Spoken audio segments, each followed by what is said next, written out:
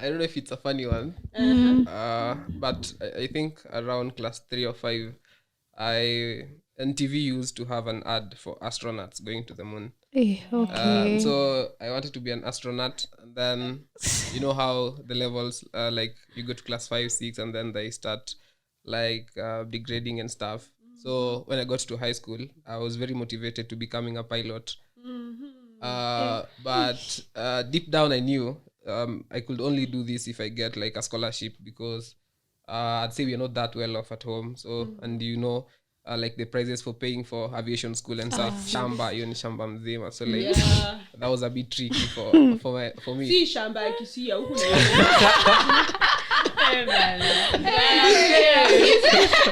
Yeah.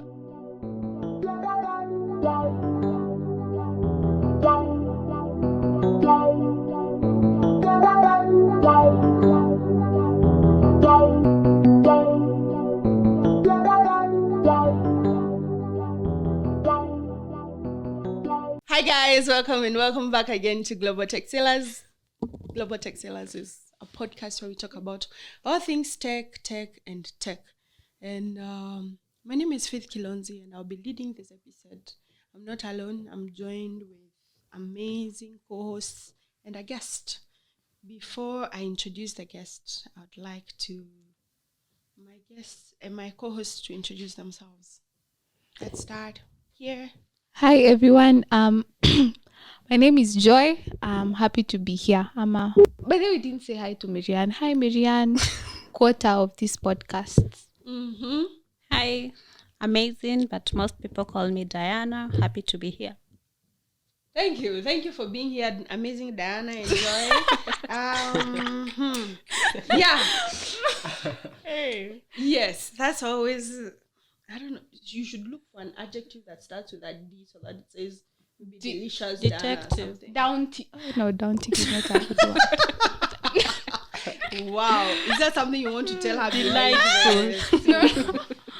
Anyway, before we start, we have an amazing guest with us, and one of the things that, because this guest, I randomly just met him in one of the events the other day, but he's been doing a lot of amazing things in the tech space, and also he's a student. So his story is very much relatable to a lot of people, and also it's also making me question what I did as a student. Yeah, he has made me rethink my whole life. Yes, please. So Ian, I don't want to say much, so please go ahead and introduce yourself. Yeah, thank you so much for having me. I think I'll have to do my intro as if I'm pitching to a recruiter. Please go ahead. Open for work. The way we do it on LinkedIn. So yeah, my name is Ian Duncan Mong'are. Yeah, I have to say that one. Mong'are. Yeah. He's in the house. Yeah. In school they. Kisini home. Napenda ndizi. Fortunately, yeah. And they called me in school, back at school, they called me Mongs from Mong'are. Mongs, okay. Try that moving forward. Yeah, my background at school, what I currently study is mechanical engineering in my 4th year. I'm really waiting to finish school. And also in the tech side, I have written Java for a year now. I tried some Python and then it became tough. What? Never mind. Not really tough as such, but okay, it wasn't my point of interest. It was too easy for you. Yeah, I think I'll mention that at some point. Yeah, but also the other things I'm involved in, I'd say campus ambassador programs like for Microsoft Learn and also Moringa and ICP. It does stuff related to blockchain. Yeah. You're doing a lot. You're doing a lot. Pitching 101. Thank you guys. Please, all recruiters, investors, I hope you guys are listening. Reach out to Ian and get started in building the next big thing with him. Before we start, right? Just a part of icebreaker, a session that we've been having lately is I saw a tweet by Kelvin Mwendwa. Hi, Kevin. So Kevin is one of the KOTs in tech. Yes. So he said, new techies, don't expect to buy that car in a year. Don't expect to get first job and be paid 200,000. Kuna lucky ones, but for entry level, tech career pay is similar to other fields. Mostly in Kenya, employers will offer 50K to 100K. Tone down your expectations to avoid disappointment. And this tweet just got me thinking of the expectations versus reality, and also basically how the PR for tech and tech careers is very good out here. So maybe just moving around, what are your thoughts? And maybe just give us your one tech reality versus expectation that you had, like a root shock. Damn, we have to think. I think the job. People think, okay, there are a lot of jobs out here, but it is not as easy as people put it to get a job in tech. So the expectation is you'll do a boot camp or you'll go to university because tech is the thing and automatically get a job. But I know people who have stayed out 6 years, they are good in tech, but they have never received a single coin in technology, which is not projects or things around that. They don't have a job. And they are good. They are very good. They're like, they're not good. They are good. They just haven't got. And they talk a lot. So maybe si ati wanajificha uko ndani. So yeah. There's that notion. That because tech is lucrative now, immediately everybody after you finish whatever you're doing, then that's... Yeah, and now everybody is tech because there's jobs in tech. But in reality... You're affecting boot camps, so... Hakuna job, guys. Thank you, Diana. That's an industry you're bringing down. Thank you for your input. Ian, Joy. Okay, I think I would say the amount of work that you have to do, the study. So personally, I got into a boot camp and I did software engineering and I thought, wow, akini meiva, that's it. But kufika, when I finished, I realized, gosh, there's so much. Then I realized, okay, you did software engineering, but now you have to learn DevOps as well you need to learn aspects of like DevOps. You need to, so I feel like there's a lot of, it's overwhelming. So it gets overwhelming in terms of like study. There's amount of work you have to put in to learn these skills. And then let's talk about the languages. You do one language, kidogo. Another one is here. You move. Another one. Like it's very fast paced. Yeah. Yeah, it can get very overwhelming at times. Yeah. That was her reality. I think what my mentor tells me is that in regards to the payment section that he mentioned, you'll have to start low. The place where I went for attachment, my daddy attachment mechanical, it was at Neowasco. And when you talk to those people and hear what the salaries they get, for a person who's written code and who's visited Indeed and checked out the salaries that people get paid, and then you're like, wow, will I do this mechanical engineering and then get paid 30,000 to do all these like quote unquote shitty work? It's a lot of work and stuff. So what my mentor tells me is that if you want to get paid good, at least ensure you're very skilled, because right now I'd say the tech market is very saturated. There are a lot of like good devs. Others have jobs, others don't have. So what he tells me is that if you want to get out there and get paid good, you either be very skilled to a point where you get like companies where you paid like in euros and stuff. But also in Kenya, you can also like, I don't know, I've not been in the market that much or not been in the market. But I think it depends with your skill level. So if you're good, people will come out looking for you, like himself. He does not apply for jobs. They just come for him. Headhunted. Exactly. He doesn't know the daunting processes. But I think that's actually true, because one of the things that I've realized, even when I went through the thread of this tweet, is there's the expectations. Everyone thinks that because you've seen someone driving 4 rings out here, that will be your reality. And Where? might or might not on the part for some of us who are still waiting for the 4 rings.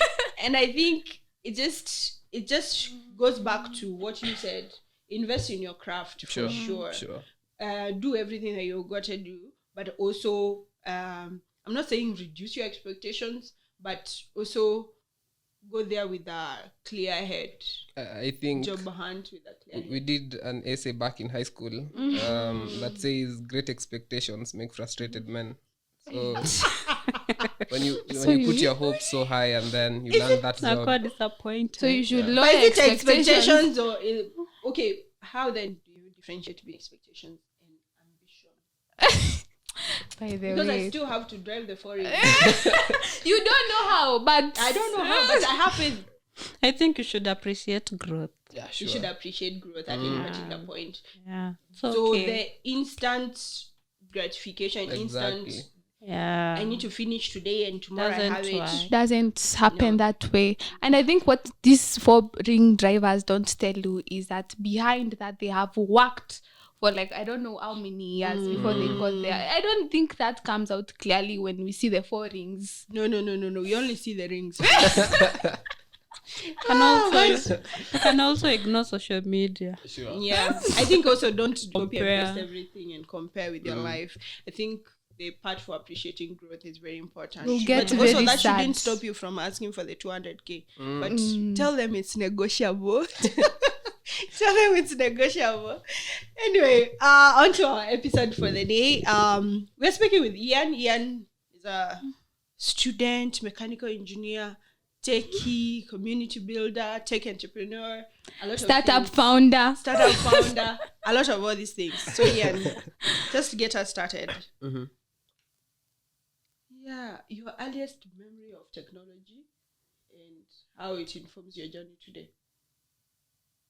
Earliest. I don't do I really remember because the background I come from, I'd say I think I'm the first person to do the things I've done. Yeah, like Congratulations. thank you. Breaking Yeah. generational. But they are not gases.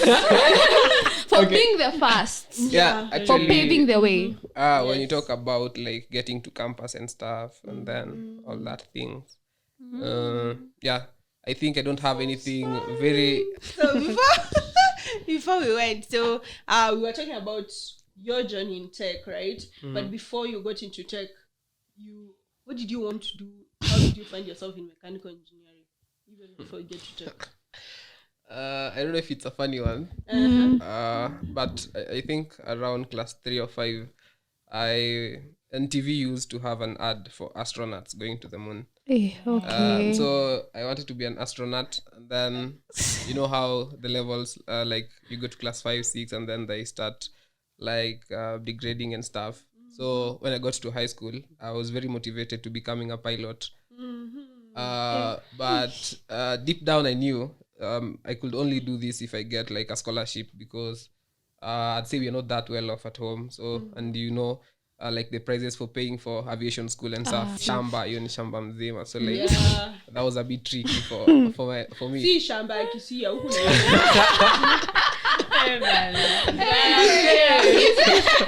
Yeah, so like after finishing high school, there was a bit of a hassle. One of the saddest thing I think that I came across was during time for selecting like the courses that I want to do, because I had the marks, I had the grade, and then there was like 3 days remaining for me to book like the course I want to do in university, and they were charging around 1,500. Yeah. And we did not have that money at that time, so like I had to talk to someone, and then they gave me there's no electricity and stuff, so I had to like call a friend of mine who was at Chuka back then, and then I just told them just pick any course, as long as I really love teaching, I'd say. And then I told them as much as the grade is high, you just choose any engineering like mechanical, and then hapo hivyo ndani just put education in your end, and then because I was like, I thought like mechanical would be that. I'd get that. I told them life is gonna be very tough for me in Nairobi or any other town, so just put Nyeri, Dedan Kimathi, and then that is how I got to mechanical engineering. Not something I'd say I wanted to do, but okay, it's fate, and sure. Yeah, so that is how like I got to mechanical engineering at Dekut. Then I don't know if I should talk about how I got into tech. Sure. Okay. Now in Kimathi, so it is a very promising university. People say, and also stats show. So I was like, I'm in the best university, doing mechanical engineering. I'm gonna come out of this place a very big person. I'm gonna get good jobs and stuff. So I didn't know the reality of how things are out here. I didn't have like the right people to talk to in regards to the same. I got to the university. I was a very active student. People used to love me. I used to teach them algebra, all those things. So after, I believe that year or second year, I thought to myself, what skills? There's that notion that people have that we are not the one offering mechanical engineering solo.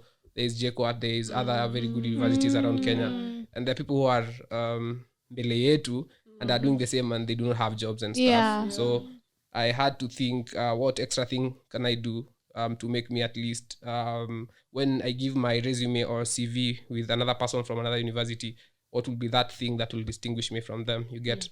So I formed a club of CAD, or that is computer-aided design and drawing. So I formed a club. That was like basically what we do. And the motivation around it was also like the salaries I used to see online, because I saw that people who are doing design are getting a lot of money, you get? So like I formed a club, but unfortunately due to lack of like support and resources, it failed. Then one of these fine evenings, I talked to my cousin. I'd say, let me just brag. I used to excel. I used to score like a very good grades. And then I used to send it to like my cousin, so that at least anaweza ni spoil and be kanyama hizo stuff. So like one of these days I sent the results, and then it happened that he was with the person who is my mentor. Let me shout out. He's called Wow. he's Shout called him out. Andrew Mititi. He's the one who like got me into tech. So he saw my like results, and then he called me using my cousin's phone, and then told me, back then I did object-oriented programming in Java. We did that in school. So he like called me and told me, bro, just ensure that when you get out of campus, you at least know how to program, know how to code, because he also like did another funny engineering course called mining. I don't know what got him there, but so that is what he told me. Best part of it all, I'll always be grateful to him, is that he did not refer me to like a YouTube course. Okay, YouTube is not that bad. He paid a course for me, like from the bestseller in Udemy for Java, and then that is how the gifts that you should be gifting me. How many gifts do you want? Let's talk it out, please. Anyway. So that is how like I started writing Java. But before that, I don't know why I always forget this. Around January last year, so I've not been in tech for the longest time. So around January last year, I went to Indeed. I love this site. So seeing the highest paying tech jobs, and then I saw data analysts, data scientists, they are being paid a lot of money in euros, and then it's per year, it's around 120. Then you opened currency converter. Immediately Google 40k USD to Kenyan shillings, and then you see it's around, back I don't know, it was amounting to around 1.something million. And then I was like, wow. You knew you are and now then making the it. mind releases the dopamine, and then I'm like, wow, bro, if I like decide to sit down and then write this code, I'll be a very rich person. I might not even finish school. So so after that was like between January to March, and then I stopped. I did not like support and communities and people to help me. Then I met that guy Andrew, and then he's the one who got me to Java, and then I started writing Java. It was very difficult. I used to hate it when the lecturer used to teach. He's writing like a whole class in Java in like the whiteboard, and then you're not getting anything. Yeah, so I mean, by the time we write public static void main, main, the body is full. string args. Those things used to be very daunting. I used to hate Java, even the labs, man. I did not concentrate. I even wonder how I excelled in that exam. But anyways, it is what brought me to Java itself, because it is what the mentor noticed, that he did good in object oriented. And Java is a very good thing because it is the language that got him into the market. Wow. Yeah. It's Rona's language as well. I'm learning But it. you are I'm learning it.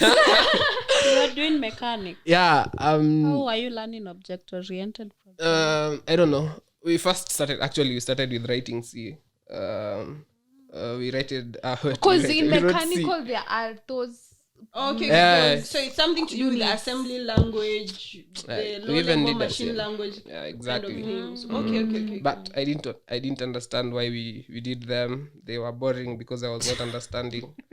So You speak like a student. Speaking like a student. yeah. So after some time, Yes. This in the house. so after the course was very hard, because I remember the guy is called Tim Buchalka. He said that for you to continue this course, you have to go back and read some stuff. I don't know how he put it, but he was just trying to say that course is very difficult for a beginner. It's not beginner friendly. So I had to put a pause and then look for other resources on YouTube. I was very inconsistent between, I'd say I started around June writing Java. So from June to around September or June, August, up to August, I was very inconsistent. Then I talked to friends in class, because the GDSE clubs that are in schools, most of them don't do Java. So I don't know why people hate it, but anyways, I did not find people to work with in Java, because you'll definitely need a community. You'll not thrive solo. So I talked to a few guys, and then we formed a small community. We called it Java, and then we started writing code together. I encouraged them. Basically, the encouragement was the amount of money we'd get after some time. You're telling them, you guys, we do this for the future. We're gonna be rich. Yeah, and You then, see, guys, the Click way at you it. would actually subscribe to our channel right now, how much, according to Indeed, would make? Please support us. yeah, so we were around 8. We wrote some code for some time. I used to do the sessions, and I was not very good in Java back then. I just used to if you're having the sessions like today, I go through the topic like yesterday, and then we have it. So you're learning to teach. Yes, learning on the job. So you just learn and Really then good. teach. A lot of all of us are learning on the job. Oh, yeah. anyway. Yeah, so we started with 8, and then later on I talked to the community around school, and then there was another Java group, I believe. I started also marketing the sessions. I was a very shy guy back then, so even my first session, I don't know how I even did it, but I know I did it. So I started sharing the links all over. Unfortunately, the people we started doing with, some of them dropped off because of various reasons. Some did not have the right resources, laptops and stuff. So then I don't know how it happened. There was an internship at Spacia Tech. So I saw it and then decided to apply. This is when you're in which year right now? Last year. That is that year. That year. Yeah, I think I was in that year. So I applied for that internship, and the only thing I knew in Java was loop, object-oriented programming. At that a one, you little already bit. know everything. You know all the keywords. For Java, if you know OP, you're good. Yeah, but I think there's a lot to it, more than Yeah. what people think of when you think about classes and stuff. You think you know it all. There is a lot of stuff that needs to be done. So I applied, and in that application, I think they call it simping. I wrote, like, I described, wow, if I retrace that email, I wrote a lot of things, and then telling them how I teach people Java, how if I get this opportunity, I'll Basically, maximize. just marketing you. 101 marketing. And then, fortunately, I don't know if many people are very bold to apply for the position. So I just applied and then got the internship. And they were using Spring Boot, so I have to learn The a framework. It was a nice experience. At the same, it was bad because not bad in a bad way, but bad for me because the people I was around, the people, like, during the onboarding, and then the lady starts, my name is so and so, I have done Spring Boot for this and this, I have worked on this project to do this and this, and then another one comes, he's even deployed an application, and I was like, wow. You imagine, like, those people are shining even before you get to, like, speak. So they asked me, Ian, you can introduce yourself. Like, I love joking about loops because it's an interesting stuff. So I just told them, my name is Ian, I know this and this in Java, but I'm willing to learn whatever it is that you're doing. Attitude. Yeah. Higher attitude. So I think the first thing we did at Spacia Tech, and I'm always grateful because apart from the Java sessions that I've been doing, most of my growth has been attributed to them because most of the confidence I gained was from them. So I did some code in Spacia Tech. I had to learn Spring Boot for some time. It was very difficult for me back then because I had missed a lot of concepts in Java because I only left at OOP. There's a lot of need to, like, work on before you get to a framework. So I had to learn those things and then learn the framework itself. So I'd say it was a bad and good experience. But at the end of the day, you see it like at least it bore some fruits. Yeah. How long was this internship? Okay. Initially, we were told it was like to happen for 3 months, and then after 3 months, they'll not chase you away. And it was not paid.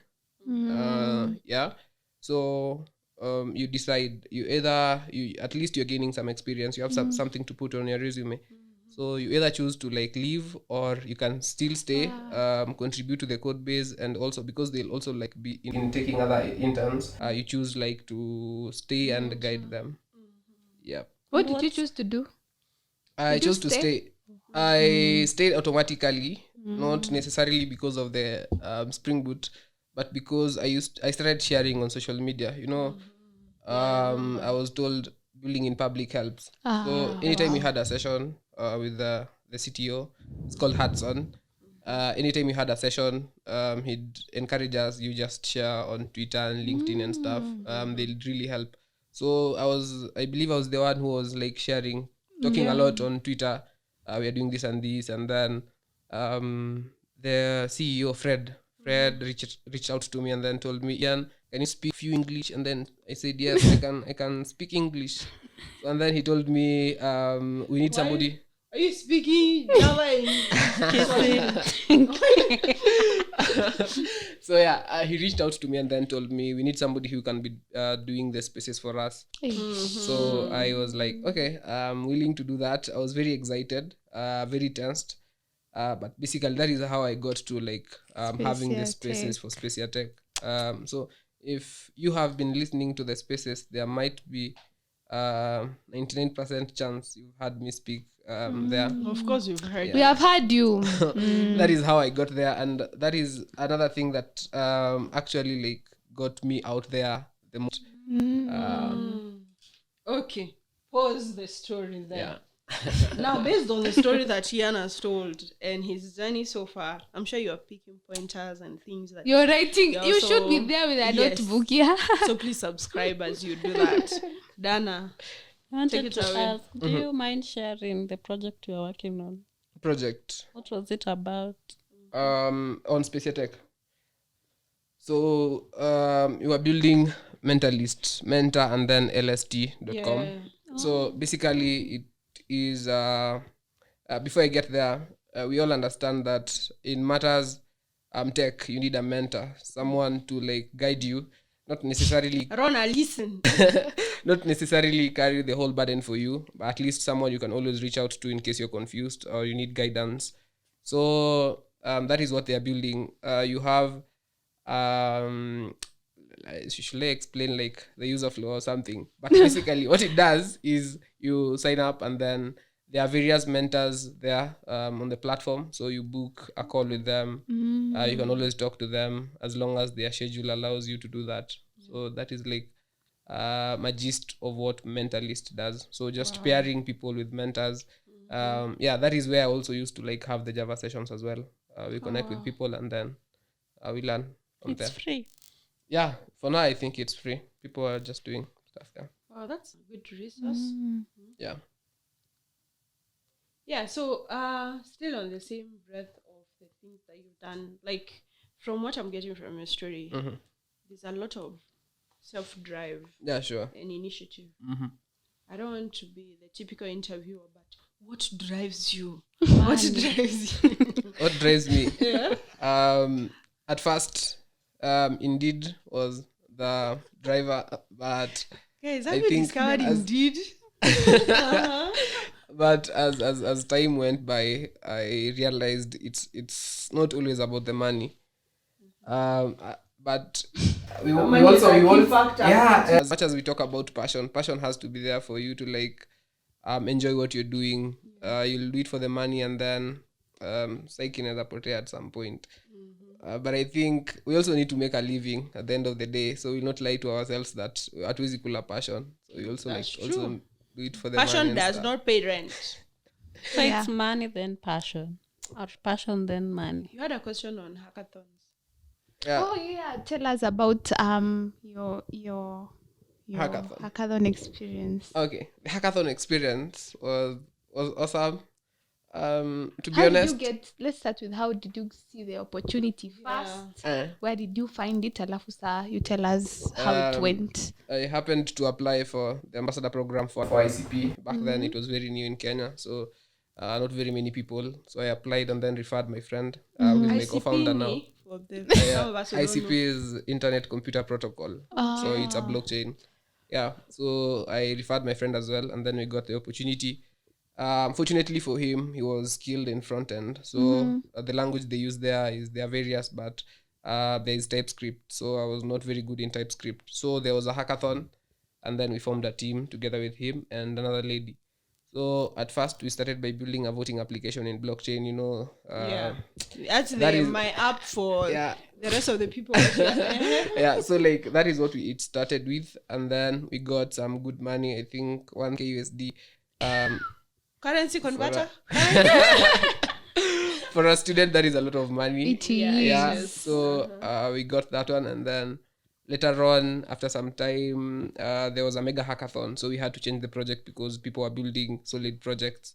So we had to change.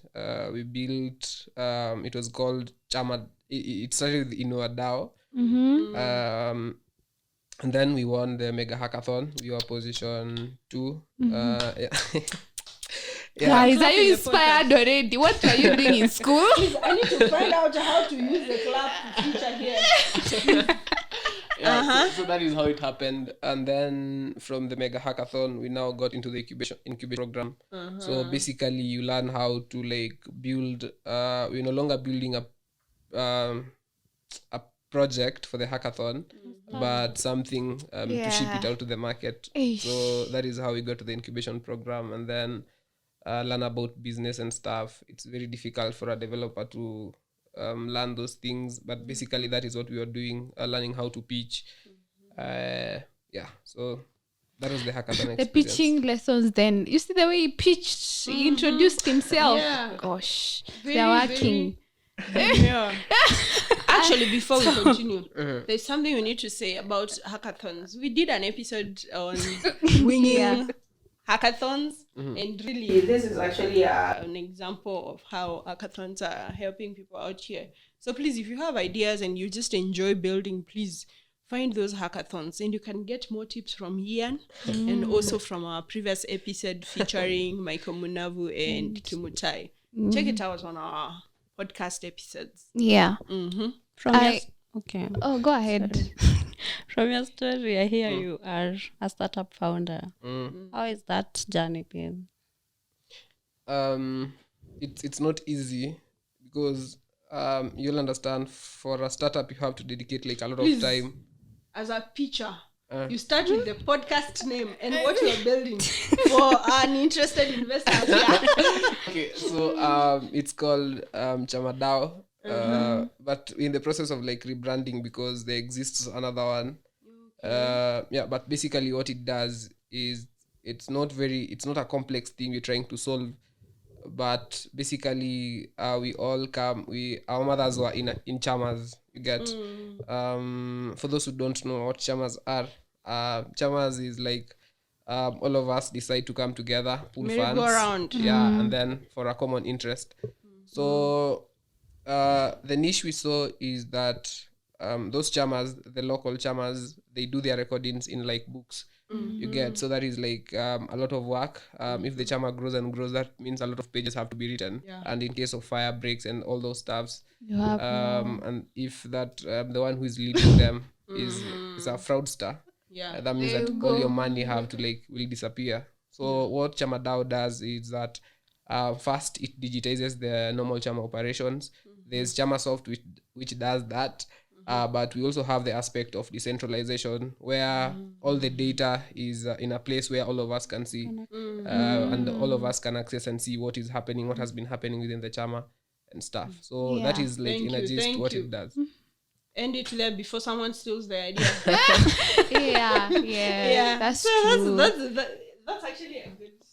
That's a good solution. I want to understand how you. Okay, the main challenge in a startup world is to figure out the user needs. Are they matching? Is your project matching what the users need?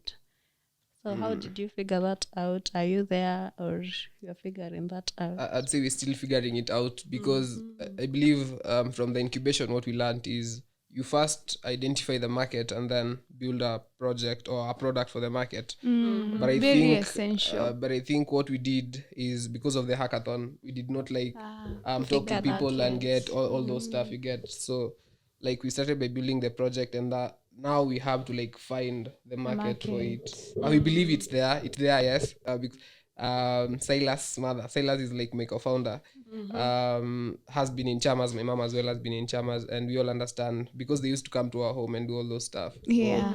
like, My mom too. yeah. So like we All have, our moms. yeah. So like getting to the whole market, leaving aside our moms now, like to the real market, asides them, is now like the whole bit like that has like a lot of troubles and stuff. So And why would people choose Chamadao instead of circles? I think it's the aspect of decentralization because first I hope you are giving him some funding after this.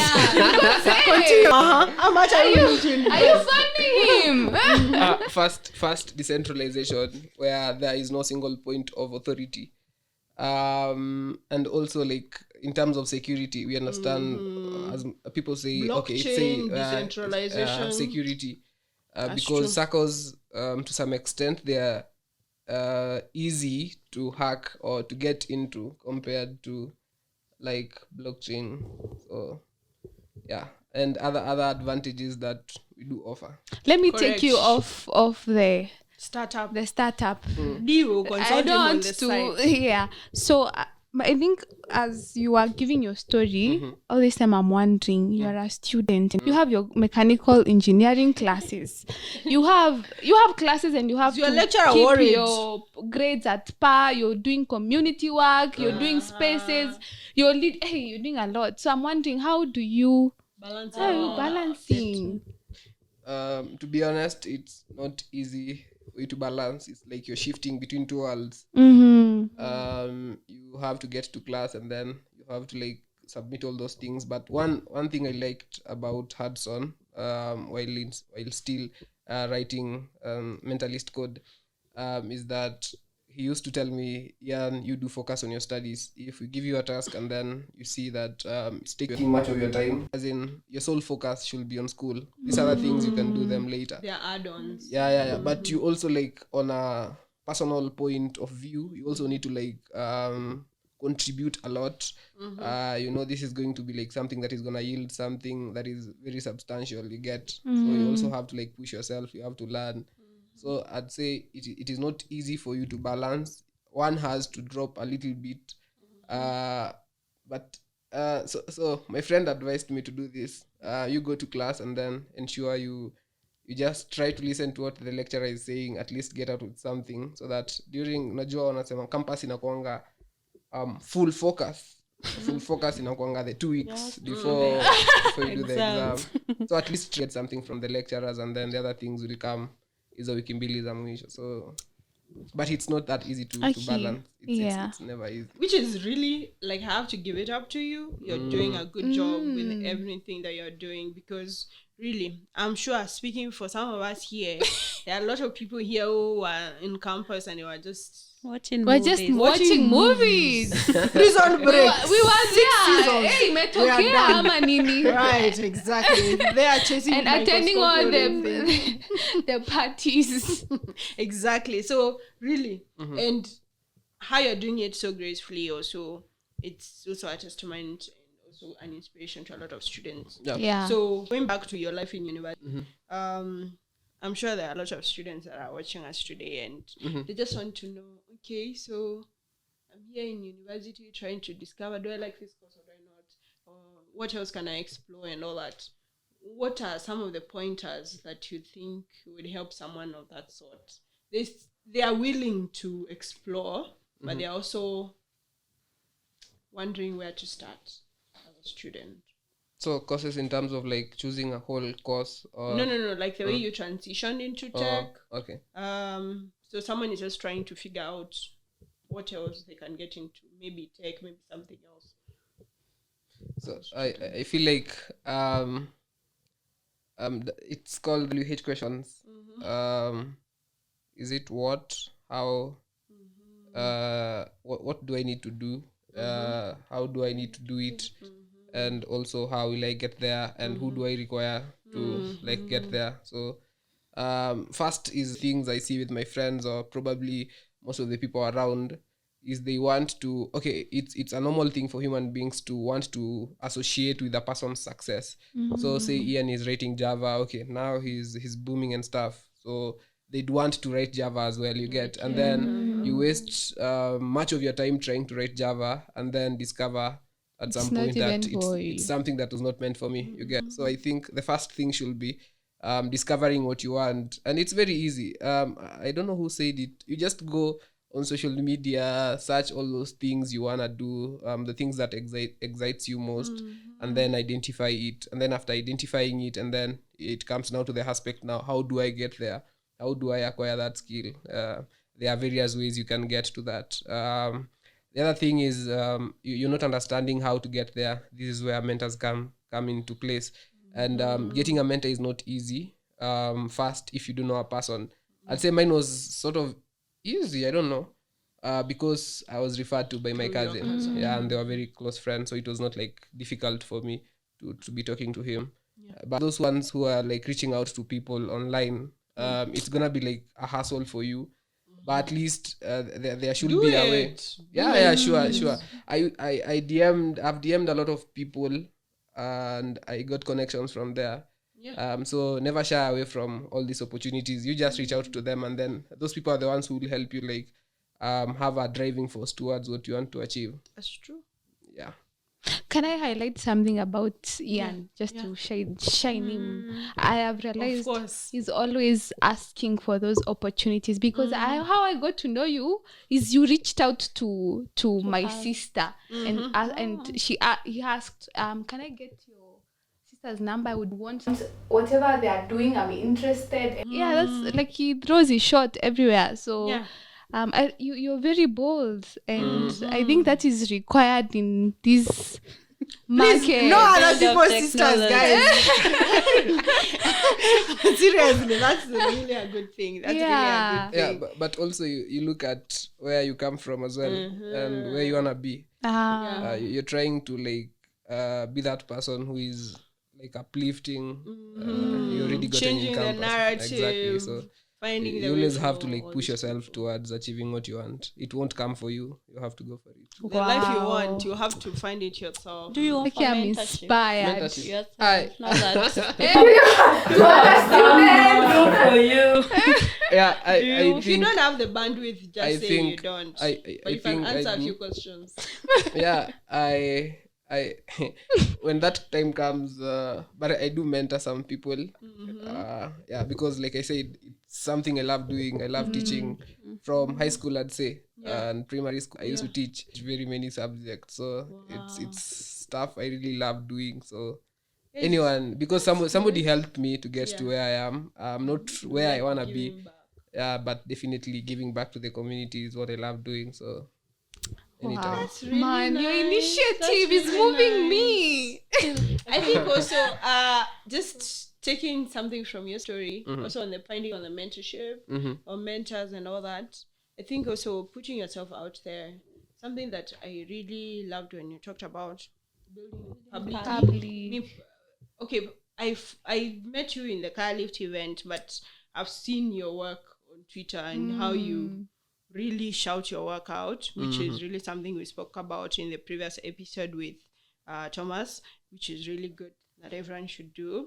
And also on attending events. I think people really like, after the car lift event, I was on a spiral of editing people's CVs and things, which is really something that maybe I wouldn't have done because I didn't know those people before. They just reached out and they're like, oh, I saw you at the car event. Please let me look at it look it up for me. And those are some of the things that you wouldn't know if you're in the house trying to figure the career yourself. So please get out there. So speaking of which, what are some of opportunities that students can engage in when they are in university? And also, especially because I've realized the only time that someone is looking for a mentor is when they are looking for a job, which shouldn't be the case. Please look for a mentor early on. But now, what other opportunities can people hop on to?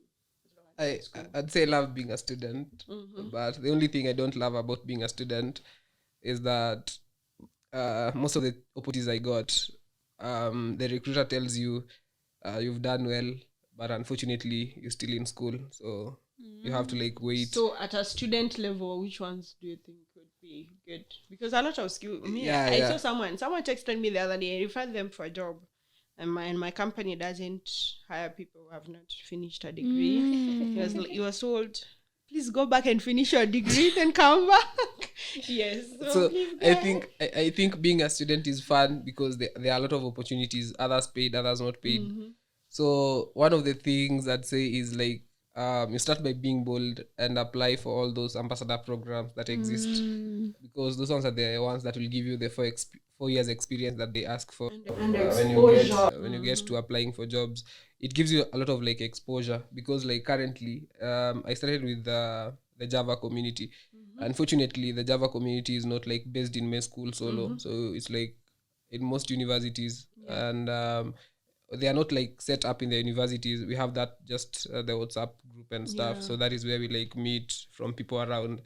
And the good thing is that most of the people that were out of school and were attending the sessions, others even got jobs even before me and stuff. So those are the things that really inspire me. So for a student, you just look out for communities. They'll really help. And also those opportunities like ambassador programs, like the ones like for Microsoft Plan.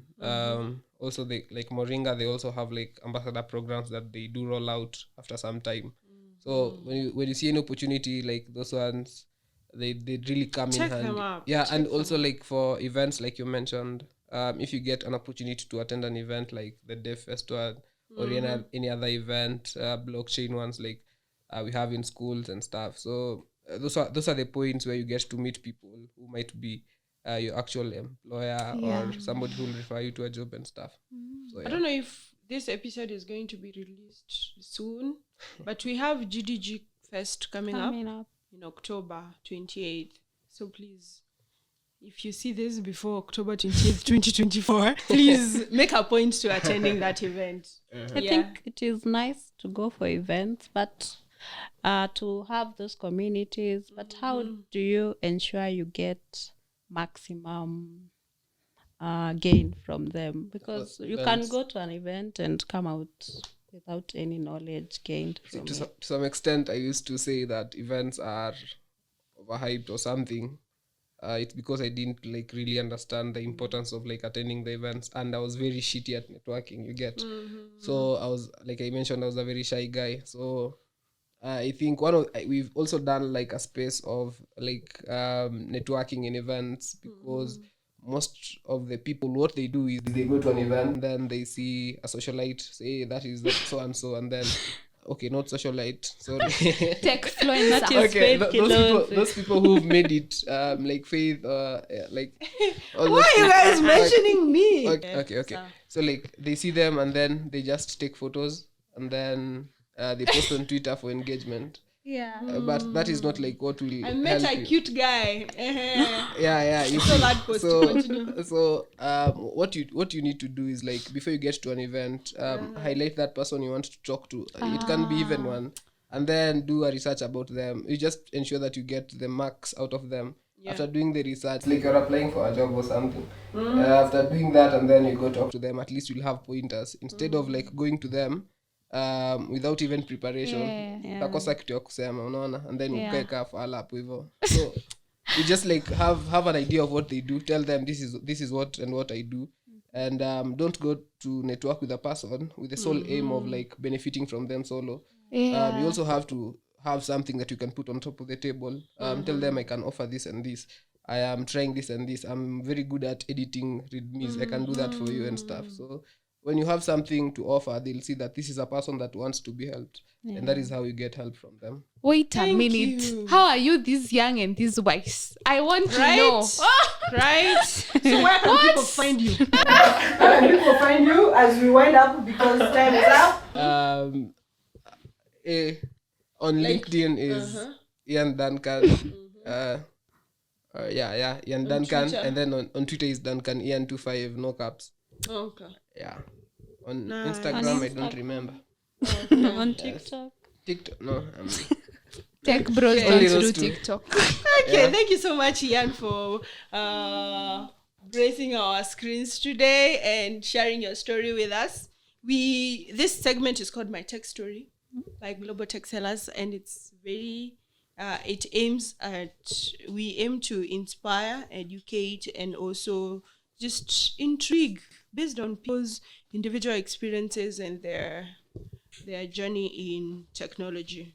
Thank you so much for coming. Thank we you really for having me. appreciate you've really been a key supporter of Global Tech Sellers, and we are so grateful for you coming all the way actually from Nyeri. Yes, which is really, so you guys, you see how we are working hard, you see how we are being supported, so please share this podcast, Give us feedback. yes, and Like. also like, Comments. so just as a small token of appreciation, you are in tech, so really it just does make sense for us to give you a mouse pad. It's called Global Tech Sellers. It's custom. We have more merchandise and things coming up, guys. The link is on the bio and the show notes of this episode. Make sure that you order yours today.